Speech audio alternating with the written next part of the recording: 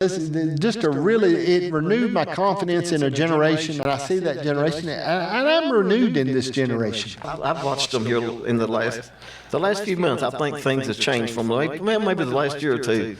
I mean, people counted them out and counted them off, and but they have come back. The younger generation's coming back. They've come back, and I think, I thank God for that. I'm so glad to look back and see them, to be able to come back and get back in a position to be able to be leaders like they should be, we need leaders like we need.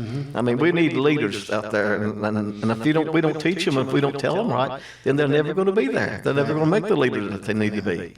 We were talking in the car, and I said, what I wish I had a trade school you could go to around here. I said, I'd pay for that. Yeah. If you could go to a vocational school just to take something, some type of carpentry or welding, or do something just to do those things along, because it's real interesting to work with. I said, if you could do some things like that, and it would, I think it would always help you. Oh, it would be. Because you want to be able to take care of yourself in a situation, to be able to take care of yourself. Things that you learn, like that, like if you learn a trade, I mean, they can't take it away from you, because you always have that in your, in your life, and that's what I've always said too. You learn, if we could just teach them a trade, maybe a couple of them, so they got something to fall back on. And what happens is they get out there and they just, like they go to school for to be a certain,